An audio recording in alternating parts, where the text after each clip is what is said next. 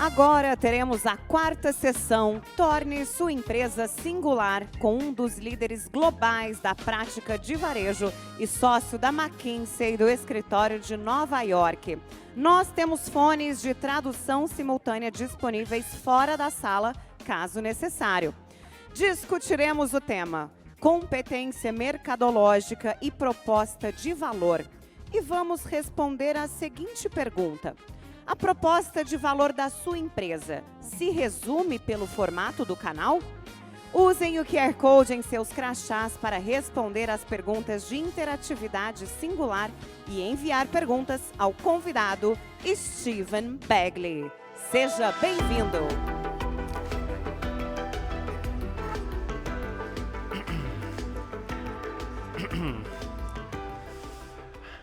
Good afternoon, everybody, or I guess still good morning, or pretty close. On behalf of McKinsey & Company and my partner colleagues who are here today, Roberto Tomaso, Rafael Lopez, and others, I just want to say it's a great honor for us to be with you today at the ABRAS Congress. So thank you for inviting us and having us join this important session today. I'd also like to thank ABRAS and the team for organizing what is the most beautiful event I've ever seen for the grocery industry, so very well done, and thank you, ABRAS. My name is Steve Begley. I'm a partner in McKinsey's retail practice and one of the leaders of our work in grocery. I've worked in the industry for about 15 years at this point, partnering with grocers and other retailers across formats, and that's really to identify, but also to, most importantly, unlock value across a range of topics. So that's everything from merchandising to operations and strategy. So again, what an exceptional audience we have here today, and thank you for making time for us to come in and share our views.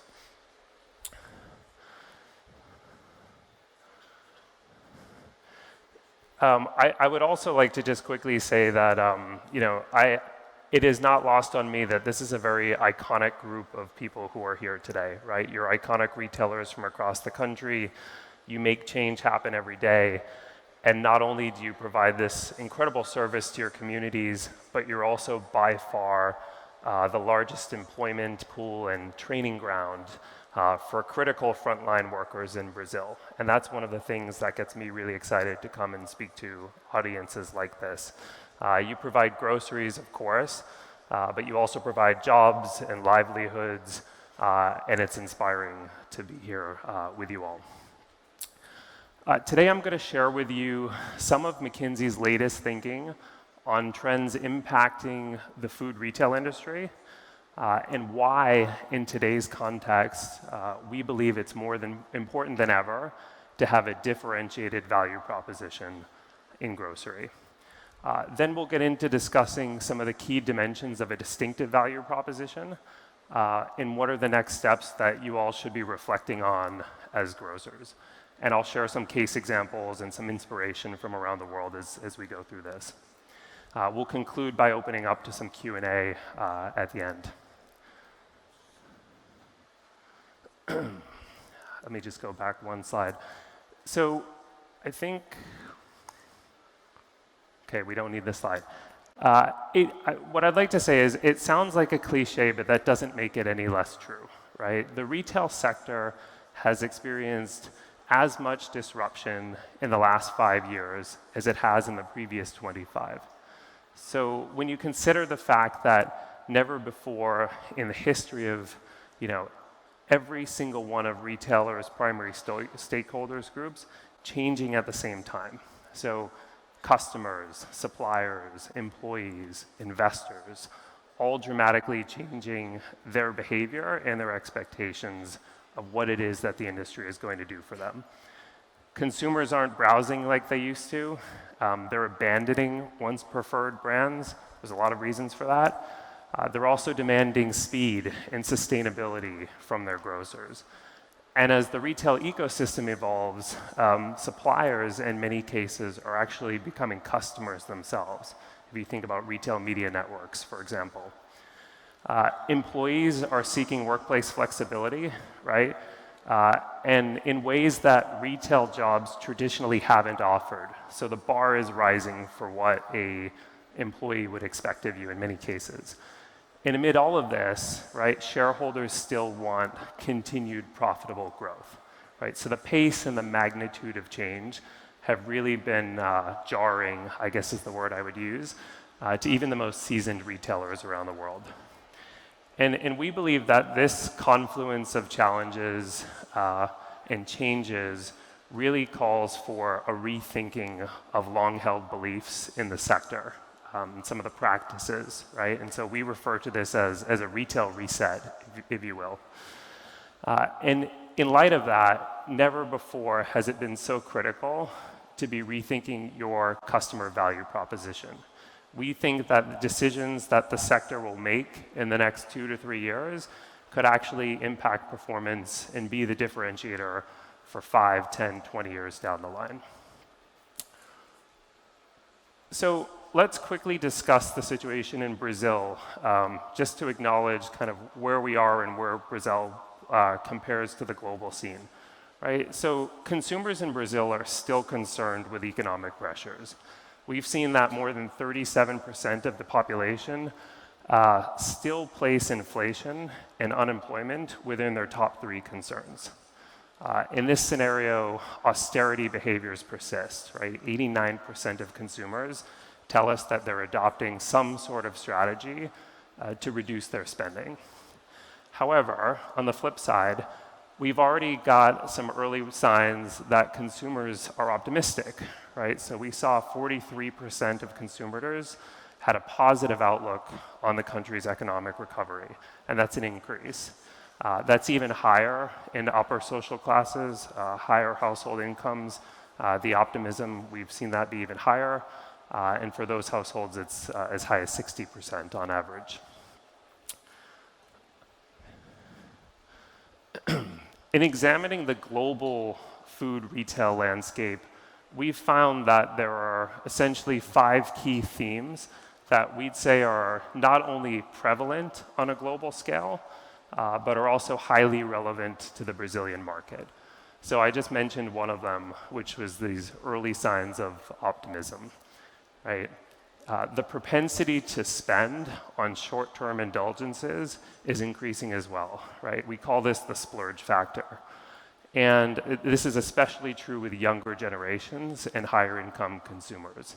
So for example, we saw 47% of Gen Zs and high income consumers tell us that they want to reward themselves with sporadic indulgences over the next 3 months. And that's a significant increase from what we saw prior to the pandemic.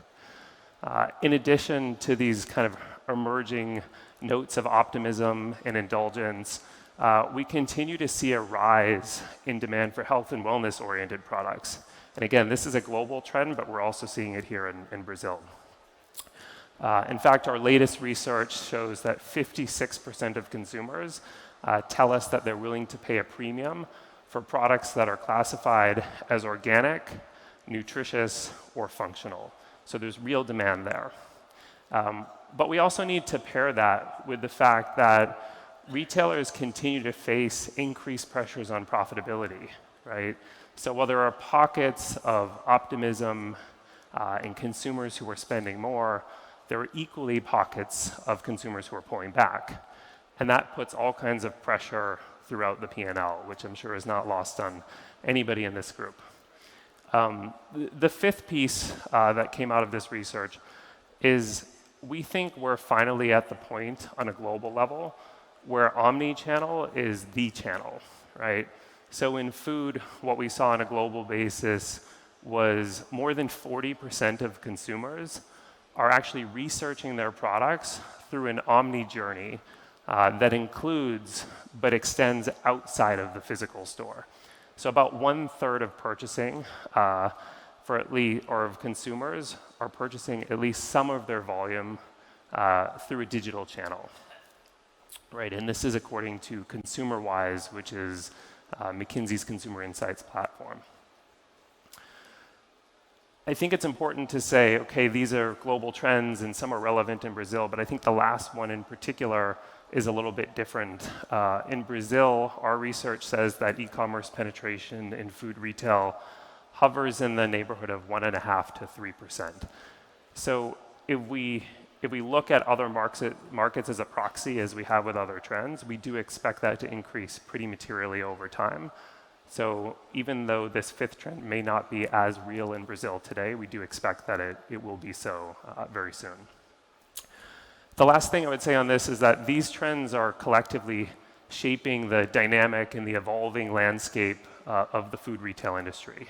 They impact consumer behaviors, they also impact market dynamics, and most importantly, they impact how you all as leading grocers need to respond.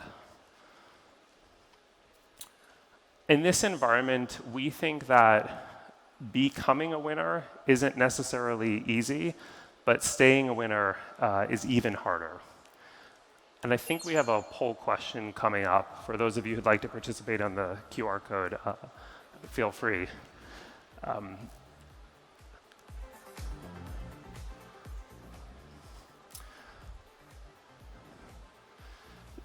So this chart here shows a little bit on what is the importance of having a compelling value proposition. So what this is saying is that retailers who've chosen to focus on a few distinctive pieces of their value proposition on one side, or different but equally distinctive propositions on the left side, have generated higher economic profit or returns for their shareholders. It's retailers who've chosen to not take a stand or to try to be everything to everyone all at the same time that have actually, in general, experienced flat or negative economic profit. So we think it's actually quite important, as you think about your value proposition, to really choose a few things that you want to lean in on heavily. And we'll go through each of those elements in a moment.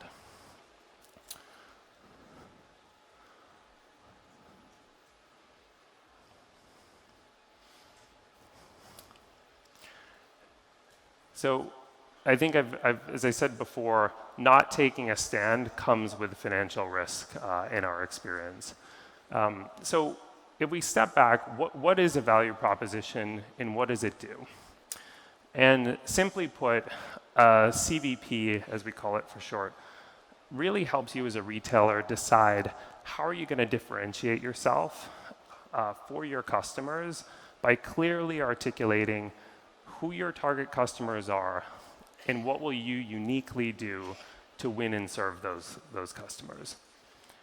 Our perspective is that deciding on a winning CVP means making choices and trade-offs along 5 key dimensions that you see here.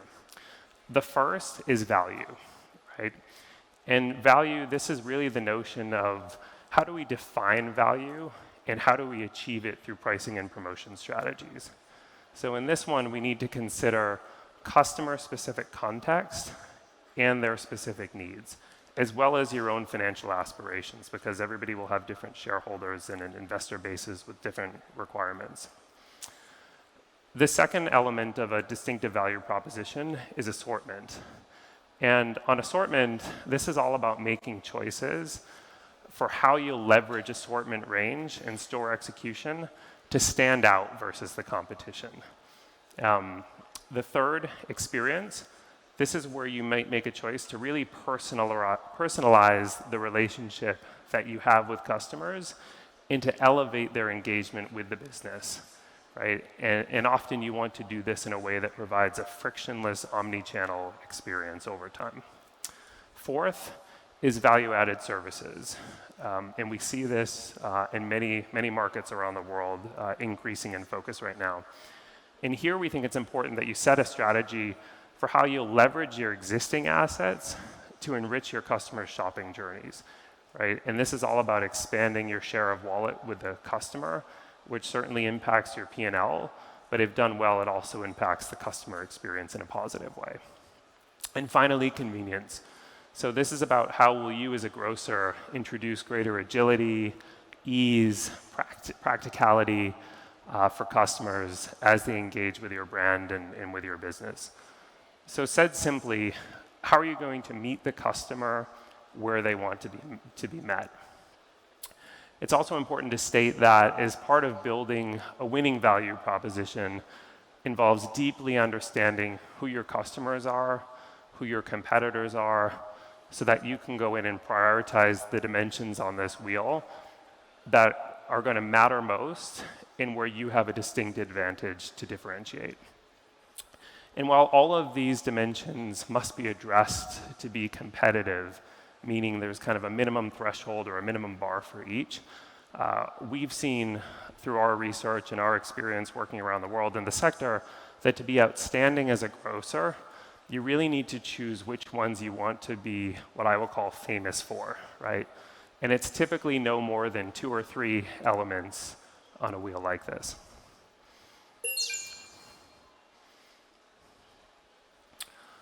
So we'll go into the specific elements now. And I think there's also another poll question floating in the background. So on the value dimension, this is all about what great looks like. Oh, actually, we have the results of the poll here, right? So a lot of people are prioritizing experience. Assortment is coming up in the range, convenience. I'm surprised to see value lower down. We typically see that higher up in many markets. So it looks like in this particular market, experience is quite important. So with value, we think there are a couple of key things to keep in mind as you think about what value you will provide to the consumers. So first of all, value perception is king, right? Winning on the equation really starts with understanding what drives consumer price perception. What do they feel about a basket when they shop with you? Consumer behavior in food retail is generally informed by overall basket price combined with highly competitive prices on a handful of items, right, that have high resonance with consumers and high relevance. So these are items that customers generally buy often, and they have a reference price point in their mind when they're shopping. So things like milk, eggs, rice, the same way consumers will look at petrol as a point. So what will be the primary, secondary, and tertiary items by which you communicate and deliver value when it comes to your pricing strategy? That's what the value equation is about. Also, segmentation matters in this context, right? Consumer price perception and purchasing patterns can vary significantly from store to store and market to market, and therefore, consumers' willingness to pay and their pricing expectations will change by location and by market. So we believe it's important to have an analytically driven store segmentation where you understand consumer expectations and their responses and how those might differ as you think about optimizing your network and how you position your value across the network. And then finally, the last thing I would say on value is none of this really works without a sufficient quality of analytics on the pricing itself, right?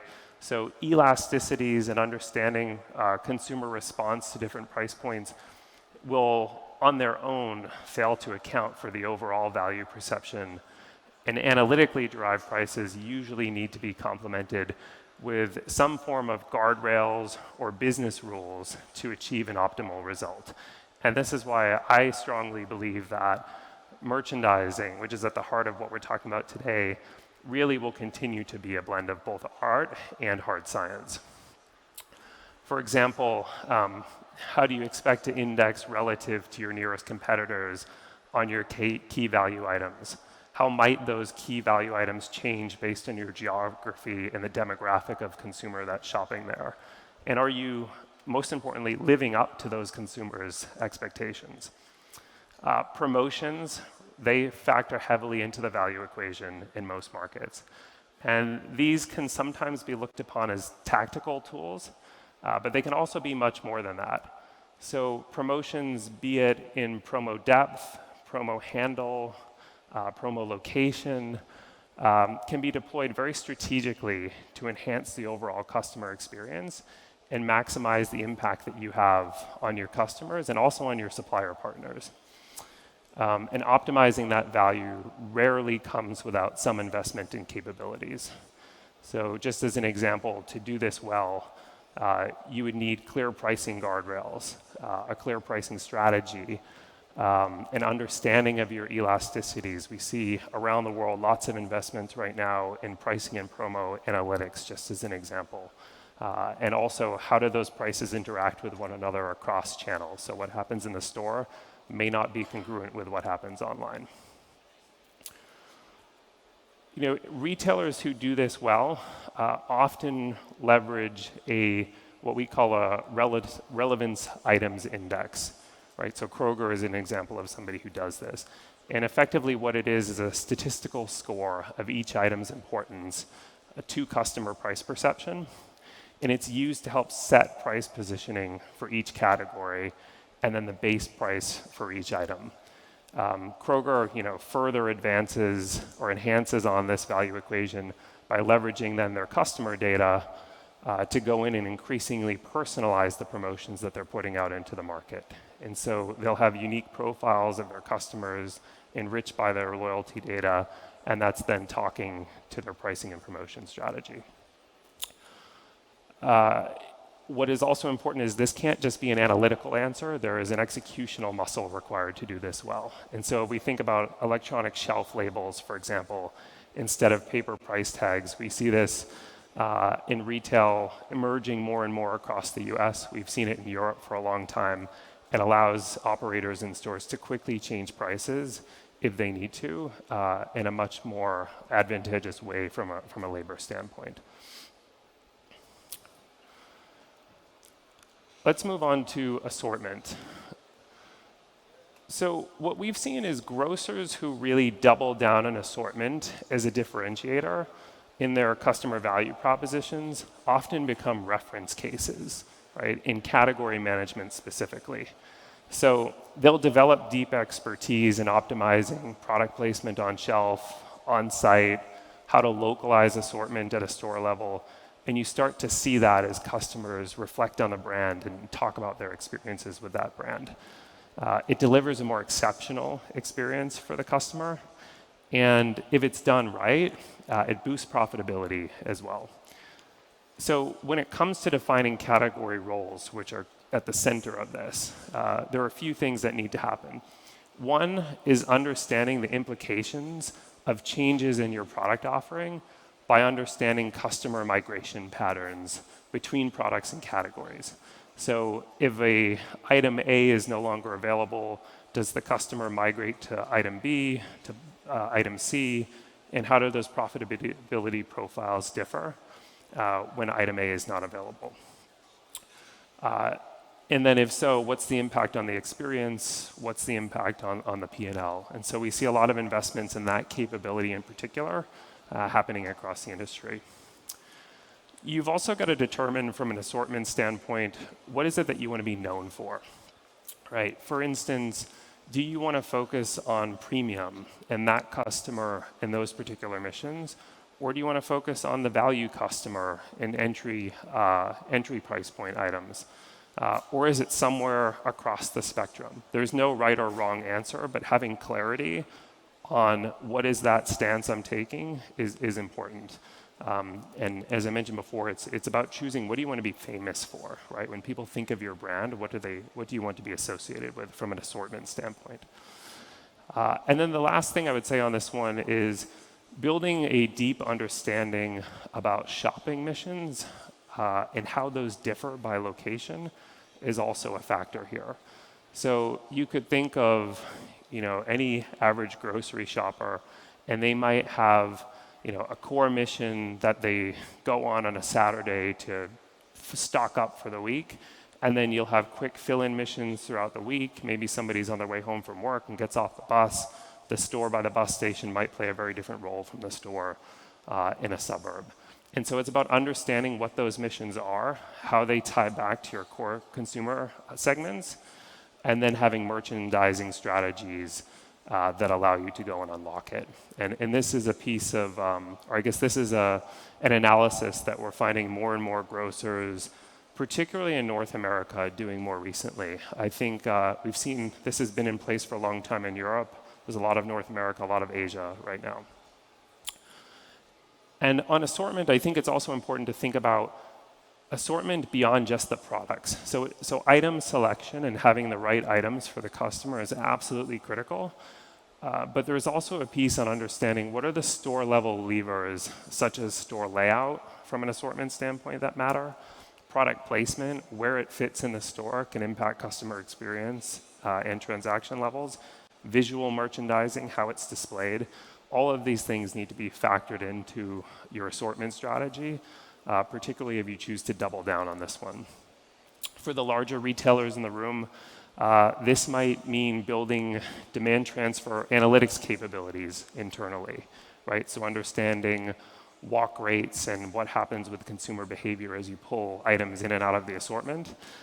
For smaller and medium-sized players, that might be the ambition, but in the short term, it might be cleaning up your assortment architecture and saying, do I play across the full spectrum of the range?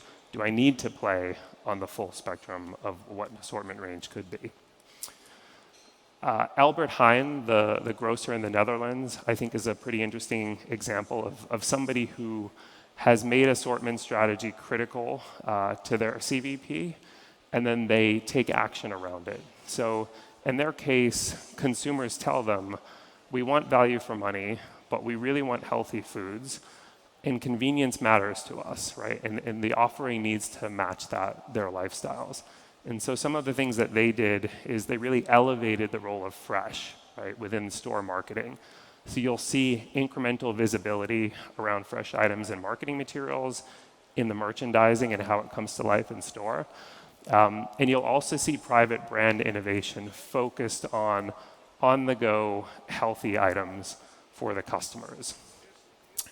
The other thing they do is they allocate a relatively large share of their space to the fresh segment. That matters to the consumer. By the way, fresh is also in most markets the single biggest driver of overall quality perception for a retailer. So if the fresh is good, the consumer is more likely to associate that retailer with high quality.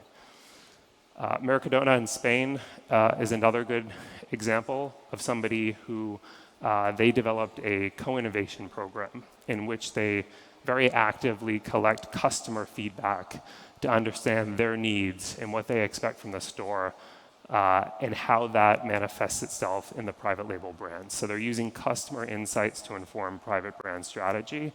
Loblaw in Canada is another good example of somebody who actually tests a lot of their private brand products with consumers, but also with employees who will take them home and try them with their own families before they go to market.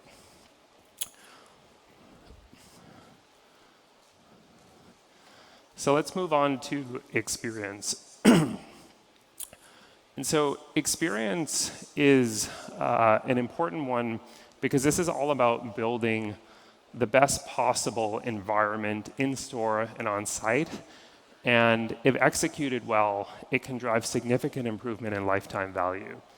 And I think, and we saw in the original poll, it seems like in this room there are a lot of people who are particularly focused on the experiential side of the value proposition, which is great.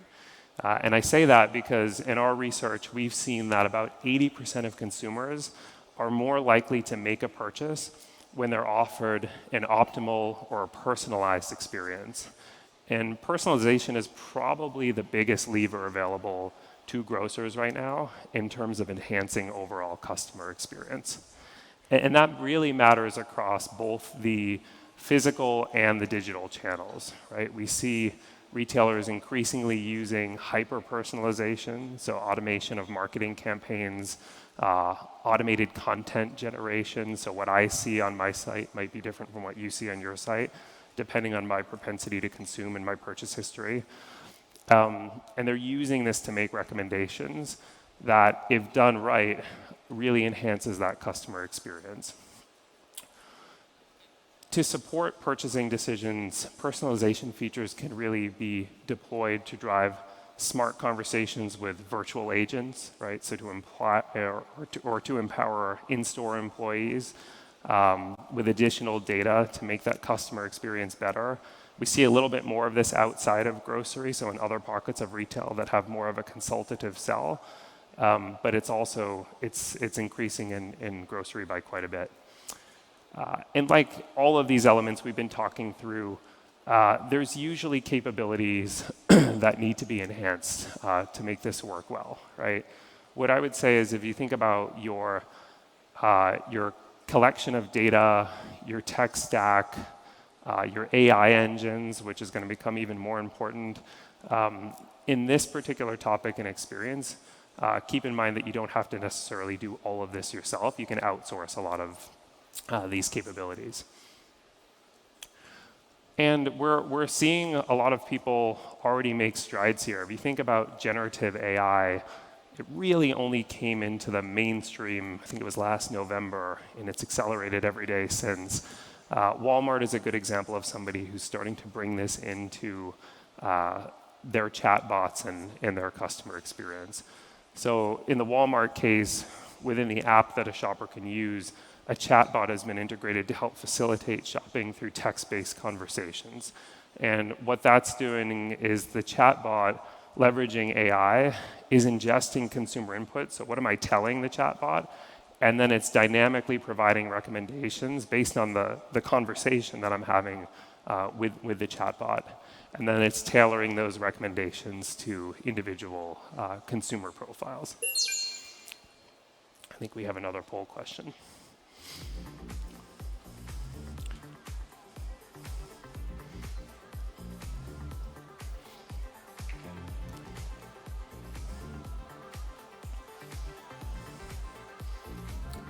So what are people applying today?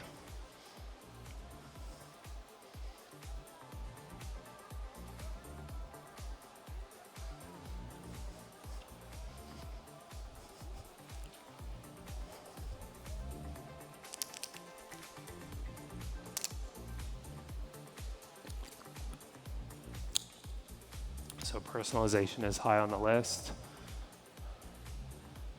Local strategies.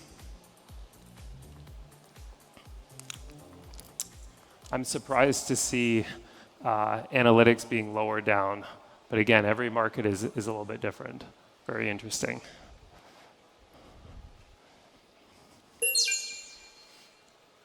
Okay. Let's move on to our next element, which is value-added services. So as retailers, you have this incredibly rich set of transaction-level data to learn from and to execute against. And I also spend a lot of time with CPGs, and CPGs always say, oh my God, I can't imagine how much data retailers have. They're so fortunate. Retailers are increasingly getting better about doing something with that data, and that's transforming the assets that they have, right? So whether it's using your brand power, using your consumer loyalty, using your data to understand that better, having a better sense of foot traffic and who's coming into the store and what are they actually doing while they're in store, right? This is unlocking adjacent revenue streams, and it's also improving customer experience. And there's really two ways that we're seeing that happening. The first is around expanding assortment into new categories, and this is including categories that are outside of the traditional retail portfolio, right? So are we connecting shoppers' buying missions to categories that we may not normally have considered selling in our format? And can we expand or improve customer experience that way? To give you a non-grocery example, I think Macy's is a good example in North America, where through a marketplace, they've now moved into pet and some other interesting categories that you wouldn't have normally associated with the brand, but it's enhancing the value proposition for their customers. Creating additional services further enhances customer experience. It also increases share of wallet, right? So if we think about Tesco is an interesting example in the UK that has moved into financial services. Walmart has moved into vision care. OXO now has a digital wallet. These are services that you wouldn't necessarily associate with your traditional grocer, but they're improving customer experience. And in most cases, they're actually carrying an even better margin profile, which is shoring up the P&L and providing more fuel for investment in the value proposition.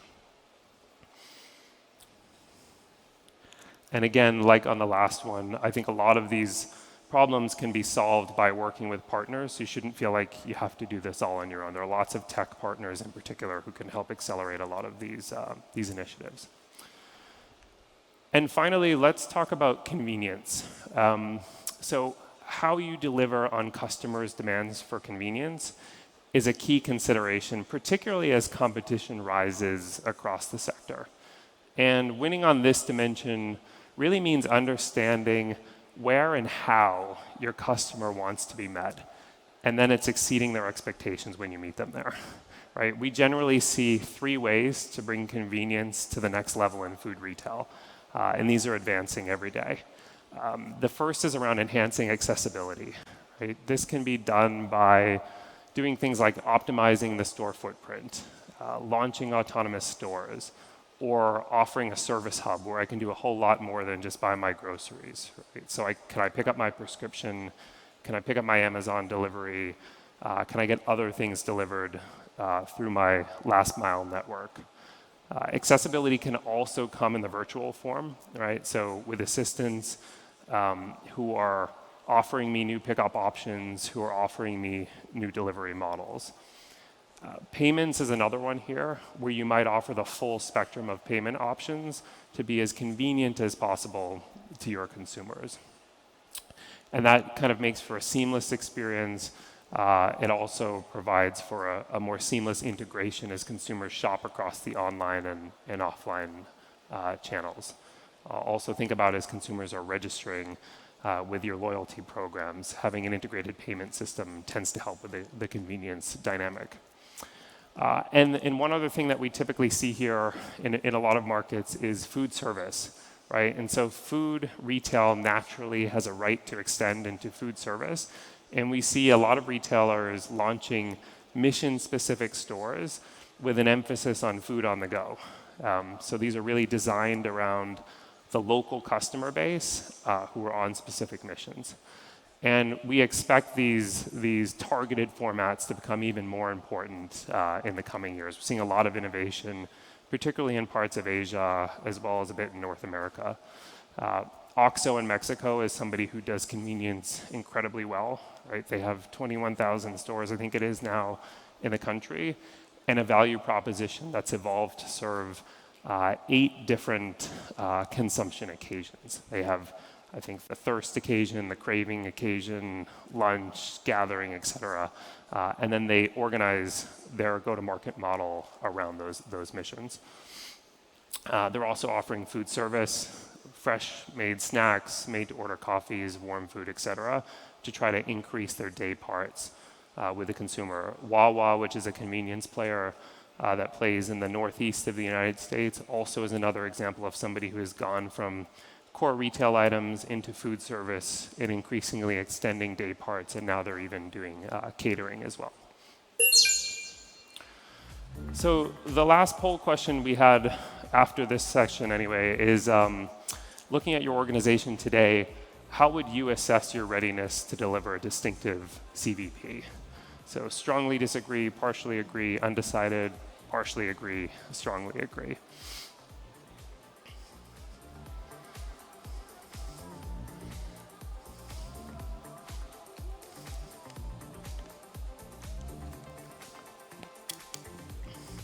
Very few people totally disagree. That's good.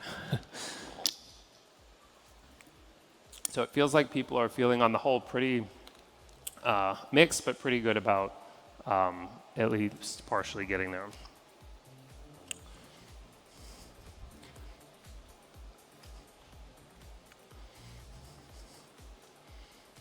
Okay.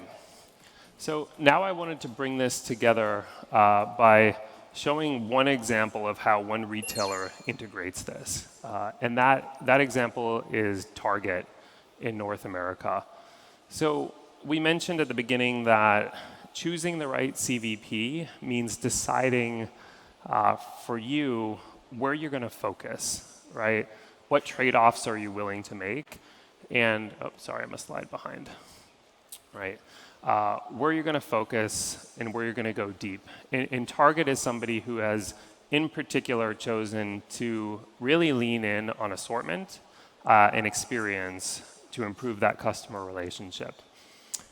So on assortment, constant innovation and high quality are key sources of traffic and differentiation for Target. About a third of their sales, we estimate, originate from private labels, right? And they have a very unique value proposition. This unique curation brings traffic to the store. It brings differentiation against competition. It also brings margin advantages in many cases. They also offer a few different store archetypes, right, to address the different customer needs and profiles. So there's a big box format, a more simple format, an urban format to deliver against each of those different consumer segments and what they need. These strategies, when combined together, they truly deliver a standout omni-channel experience, and they provide this versatility across journeys. And so while my journeys as a shopper might vary day to day, the retailer is able to deliver against that. Target is also interesting because, like many retailers, they've invested heavily in retail media networks, or specifically Roundel, and you see a lot of other retailers around the world investing in this space. And while retail media networks are less directly consumer-facing, although there's been some innovation there, it's providing an important profitability stream that allows them to further invest in that customer value proposition. So it provides fuel for the rest of the CVP. And so we see many, many large retailers and medium and even some smalls investing in retail media networks in particular. So let's talk about next steps. If we wanted to provide just a few questions for you all to reflect on, and we'll have Q&A in a moment, and many of us will be around later on too. But the first one is really, where will you compete and truly differentiate your CVP across formats? So who are your customers? What are their unmet needs? And how are you going to deliver a distinctive proposition to them? The second one is, how are you going to play, right, on the various elements, if you think about that wheel of 5 elements, and where are you going to lean in and where are you going to invest in capabilities to be the best in your market on those pieces? And finally, it's all good to have a strategy, but you need to execute it. So the last question we have to reflect on is really, what are the capabilities that you're going to need to build to add these differentiation points to your customer value proposition? So do you need new features on your site? Do you need new experiences in store? Investments in analytics and technology? What is that investment strategy, and who are the people and the profiles that you're going to need to bring it all together? I think we had one last poll question here, which is around, in which stage of defining your value proposition are you today? And so the options are, we have a very clearly defined CVP and it's working well. We have a CVP, but it could be tweaked or adjusted. We need to take a step back and rethink, what we can really do and how we should really win.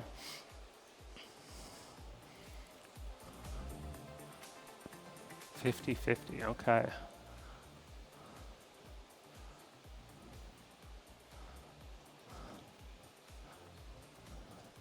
So you got a little more than half saying they have a clearly distinctive value proposition, and call it 40% or so with some adjustments. Very few people are saying that they don't have one, which is good, and I think that's why you're all here today.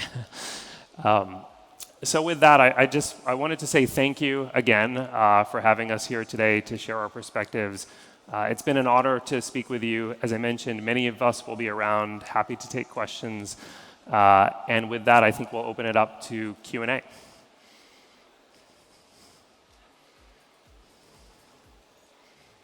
And I think my colleague, Rafael Lopez, is going to join us as well. Bom, boa tarde. Boa tarde, pessoal. Steve, muito obrigado pelos insights, pelas reflexões sobre construindo uma proposta de valor para os consumidores. Lembrando que quem quiser submeter perguntas agora para esse bate-papo com o Steven, atrás do crachá de vocês tem o QR Code, vocês podem mandar perguntas, eu estou recebendo elas aqui e a gente vai ter essa conversa com o Steven. Então, Steven, vamos recebendo perguntas aí ao longo da sua conversa. Talvez uma primeira que veio foi a seguinte: os consumidores estão mais austeros, você comentou isso com a gente, estão procurando economizar. Isso quer dizer que naquelas 5 dimensões ali, a dimensão de valor ela tem talvez um peso maior. And I'll translate to you. Provided what you exposed on customers being more inclined towards savings, does it mean that that value element on the value proposition takes a higher significance going forward? I think what we're seeing is not everybody prioritizes value as they think about their 2 to 3 areas where they want to be distinctive, but most people do lean in on it, right? I think what's important there, though, is understanding that value means different things to different consumers. So if I take Whole Foods as an example, the value is, yes, I have KVIs and I have certain prices that bring consumers back into the store, but value is much more than just the pricing or the promotion that they run once in a while. It's about the holistic experience that they're providing. I will say in the current economic climate, we're seeing a lot of retailers really lean in more heavily on the value element because of what's top of mind for consumers, though. Great. Uma segunda pergunta que surgiu é, quando pensar em equalizar aquelas 5 dimensões, o que a gente deveria buscar otimizar? Deveria ser, por exemplo, o resultado financeiro? Tem algum outro atributo que a gente está querendo otimizar ou alcançar quando a gente pensa as 5 dimensões? And to you, the question that came is, when we look into the 5 dimensions, are we ultimately trying to optimize for financial results? Are there other benefits, other results that, by going through the 5 elements we can also achieve? Yeah, that's actually a really good question. So thank you to whoever asked that one. We're having this conversation with a lot of retailers right now. And I think a lot of it comes down to what your shareholder structure looks like and how much you can lean in to invest right now. So just to give you a few examples from the market I come from, which is the US, if you look at people who I'd argue have really differentiated and winning value propositions, so Wegmans, H-E-B, Publix, right? They have unique shareholder structures. Many of them are private, many of them are family owned, and they're able to lean in and give a little bit on the economics in exchange for building that consumer loyalty. And some of the other players aren't necessarily in a position to be able to do that. The reason you would do that is because you believe in the long term that loyalty is going to pay off and it's going to matter. So I don't think you have to think solely about the economics. A lot of it does depend on your economic structure, but also your customers and what do they really want and how do you stand out. Muito bem.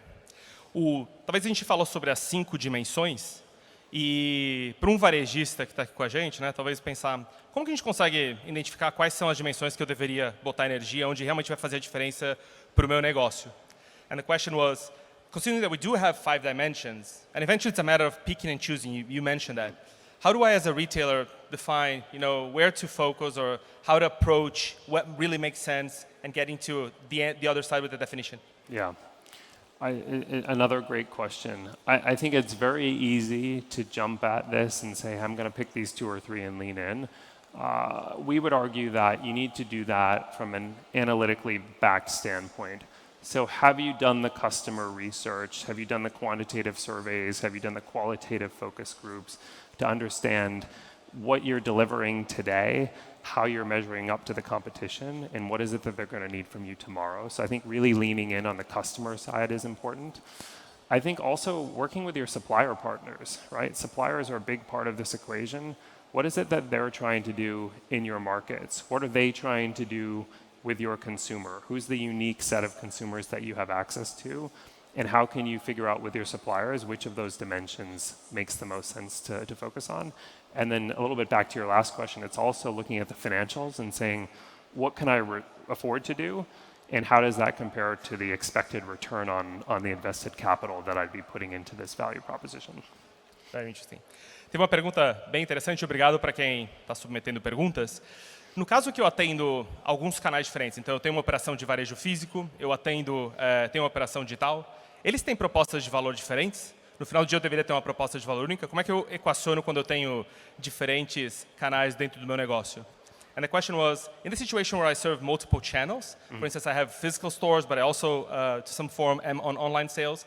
How do I combine that? Do I have different value propositions based on channels, or do I have a unique value prop? How would you reflect on that? Yeah, so the short answer is you should have one value proposition. And back to when I shared those 5 trends that came out of the latest research, and omni-channel is now the channel because we see the customer shopping across channels in a way that we haven't before. We would say choose your dimensions on that wheel of the value prop elements and lean in on those across channels. But the way you do so may be different, right? So how you communicate value in store versus online may be different, and you could have different price points.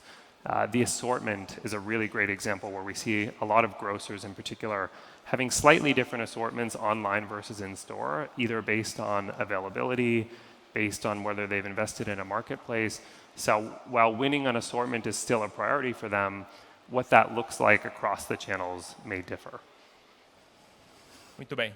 Uma pergunta que também chegou bem interessante. Uma das 5 dimensões fala sobre sortimento. E aí a pergunta era você trouxe alguns exemplos de varejos. Tem algum exemplo legal que você pode trazer sobre como um varejista usou sortimento para poder fazer a diferenciação? O que ele fez na prática? And the question is, from the 5 dimensions, assortment is one of them.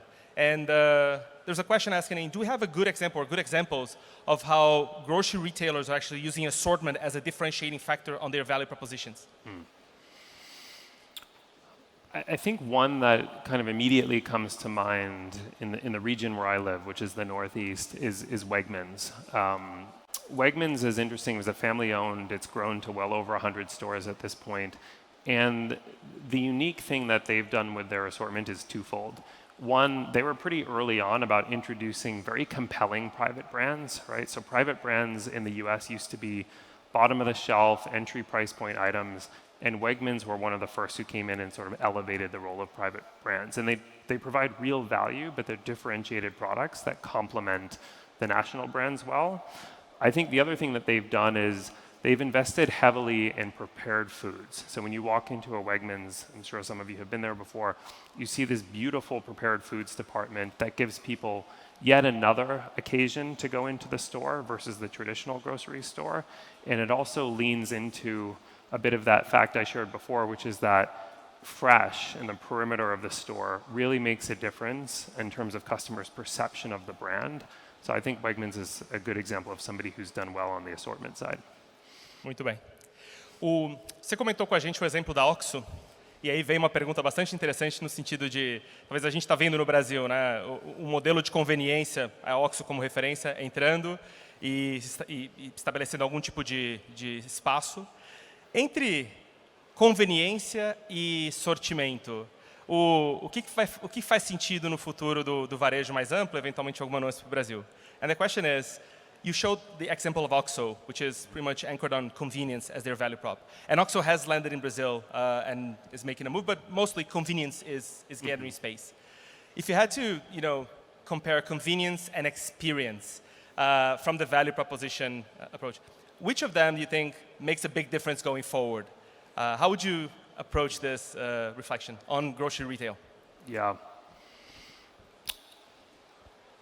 I think the two can certainly be related. What's coming to my mind is actually a non-grocery example. And the reason I say that is if you think about Sephora, the cosmetics retailer, they've for a long time had a experience as a very distinctive part of their value proposition. What they've done in the last few years is they've leaned in more heavily on convenience. So they have now more distribution points, more ways to pick up the product, more ways to get the product delivered. They've invested in generative AI and other AI technologies to help improve recommendations. So from an assortment standpoint, what a customer wants. And I think that's a very good example of somebody who says, we won on experience, we nailed that, and now we've moved over to the convenience side and we're expanding there. It's complementary to what they've done on experience. I think in grocery, we see a lot of examples of, well, through the pandemic, Kroger, Walmart, Ahold Delhaize have all said, we deliver a good experience today, but now we know because of changes in consumer behavior, we have to bring a more convenient proposition to those consumers. Muito bem. Mas tem uma que veio aqui também bastante interessante, Vimos as dimensões, vimos proposta de valor. Talvez definir proposta de valor é um desafio, mas mais do que definir, implementar pode ser, de fato, a chave do sucesso. E a pergunta é, quais são as suas recomendações para conseguir, uma vez definido, né, a proposta de valor, como que a gente aterriza ela e executa ela na prática num negócio de varejo alimentar? Question is, based on the value proposition elements, so defining the value proposition, yes, it's challenging, but executing it, putting it to reality, capturing value out of it might be the true challenge. What are recommendations you could provide the audience on how to make sure the value proposition lends and drives value? Yeah.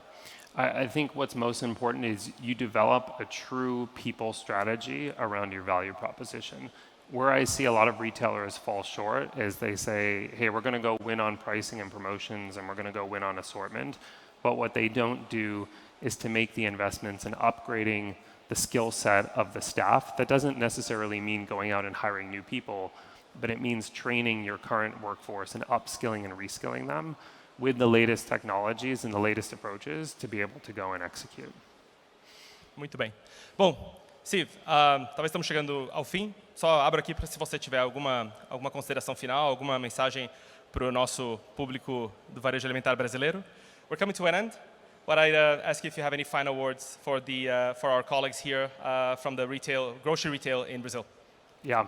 Other than thank you, and for bearing with my English and my lack of Portuguese, I just wanted to reiterate what I said at the beginning, which is this is an incredibly inspiring group because you are such a critical component of the retail sector in this industry. And when you think about the size of Brazil on the world scale, you're one of the largest and most important sectors globally as grocers in Brazil. And so I'm hopeful that that this was helpful today as you go away and think about your customer value propositions. And I think you all, given the force you play and the role you play in the world, can actually make a difference on a lot of other markets as well. So again, thank you, and we'll be around for additional questions if you'd like. Muito obrigado, Steven. Obrigado a todos. Thank you. Estamos aqui.